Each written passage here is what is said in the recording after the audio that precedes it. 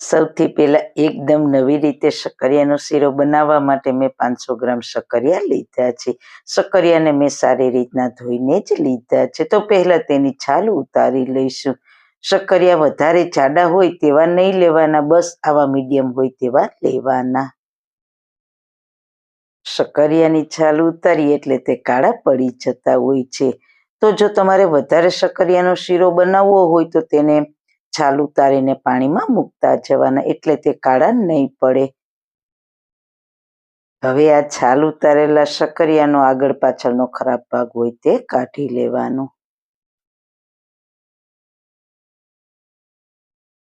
અને પછી શક્કરિયાને આપણે ખમણી વડે છીણી લઈશું. જો તમારે આ રીતના છીણવા ના હોય તો તેની પતલી પતલી સ્લાઇસ પણ કરી શકો છો.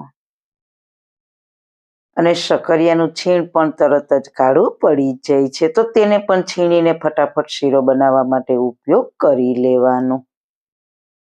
તો હવે કઢાઈમાં 4 ટેબલસ્પૂન ઘી ગરમ મૂકીશું. જો તમારે ઘી ઓછું ખાવું હોય તો ઓછું ઉમેરવાનું, પણ શીરામાં ઘીનો ટેસ્ટ ખૂબ જ સરસ આવે છે. ઘી હલકું ગરમ થાય એટલે આપણે તૈયાર કરેલું શક્કરિયાનું છીણ ઉમેરી દઈશું. હવે શક્કરિયાને ઘીમાં સારી રીતના મિક્સ કરીને શેકી લઈશું.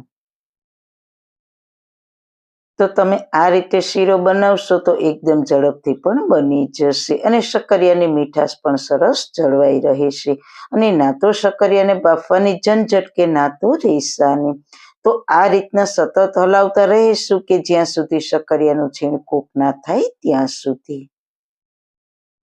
બાફીને શક્કરિયાના શીરા કરતાં તમે જો આ રીતના શેકીને શીરો બનાવશો તો તેનો ટેસ્ટ લાજવાબ આવશે અને દાણેદાર શીરો તૈયાર થશે. આ રીતના મીડિયમ ગેસની ફ્લેમ ઉપર સતત ચલાવતા રહીશું એટલે શક્કરિયા એકદમ સરસ કૂક થઈ જશે. આ રીતે મેશ કરીએ તો આસાનીથી મેશ થઈ જાય છે, તેનો મતલબ કે તે કૂક થઈ ગયું છે. તો આ રીતે એકદમ સરસ શક્કરિયાનું છીણ સોફ્ટ થઈને મેશ થઈ જાય પછી આપણે તેમાં 350 ગ્રામ અને કપથી જોઈએ તો 1.5 કપ દૂધ લીધું છે. દૂધ ફ્રીજનું ઠંડુ નથી લેવાનું. દૂધ જ્યારે બજારથી લઈ આવો પછી તેને ગરમ કરીને મલાઈ સાથે જ લેવાનું છે. હવે દૂધને શક્કરિયામાં સારી રીતના મિક્સ કરી લઈએ. તમે જોઈ શકો છો થોડી જ વારમાં આપણું દૂધ બળીને મિશ્રણ આવું ઘટ થઈ ગયું છે. દૂધ જ્યારે 50% બળી જાય પછી આપણે 1/3 કપ જેટલી ખાંડ ઉમેરીશું. ખાંડ આપણે દૂધના ભાગની જ ઉમેરવાની છે. શક્કરિયા મીઠા જ હોય છે એટલે ખાંડ આપણે બહુ જ ઓછી ઉપયોગમાં લઈશું. તમે તમારા ટેસ્ટ પ્રમાણે પ્લસ માઇનસ કરી શકો છો. શીરાને ફ્લેવરફુલ બનાવવા માટે થોડો ઇલાયચી પાવડર ઉમેરીને સારી રીતના મિક્સ કરી દઈએ.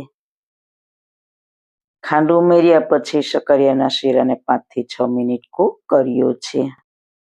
તમે જોઈ શકો છો સાઈડમાંથી ઘી છૂટું પડવા લાગ્યું છે. આ રીતના શક્કરિયાનો શીરો બનાવવાથી તે દાણેદાર તૈયાર થાય છે. હવે આપણે કાજુ બદામના ટુકડા ઉમેરીશું અને સારી રીતના મિક્સ કરી દઈએ. ડ્રાય ફ્રૂટ ઉમેરવા બિલકુલ ઓપ્શનલ છે, ના ઉમેરવા હોય તો સ્કીપ પણ કરી શકો છો. તો આ શીરો ઠંડો થશે એટલે હજુ થોડો થીક થશે. તો હવે ગેસની ફ્લેમ બંધ કરીને શીરાને સર્વિંગ પ્લેટમાં સર્વ કરીશું. તમે આ શીરાને ઠંડો અને ગરમ બંને રીતે ખાઈ શકો છો. તો તમે જોઈ શકો છો પરફેક્ટ ટેક્સચર અને ટેસ્ટ સાથે આપણો શીરો તૈયાર થયો છે. ઉપરથી થોડી બદામ પિસ્તાની કતરણથી સજાવીશું. તો મિત્રો ફક્ત 10 જ મિનિટમાં બનતા આ શીરાની શિવરાત્રી પર જરૂર એકવાર ટ્રાય કરજો. સારું ખાઓ, ખુશ રહો. આવી સરસ રેસીપી જોવા માટે તમારો ખૂબ ખૂબ આભાર. મારી રેસીપીને લાઈક કરજો, શેર કરજો, મારી ચેનલને સબસ્ક્રાઈબ કરજો. ફરી મળીશું એક નવી જ રેસીપી સાથે. ત્યાં સુધી બધાને મારા જય શ્રી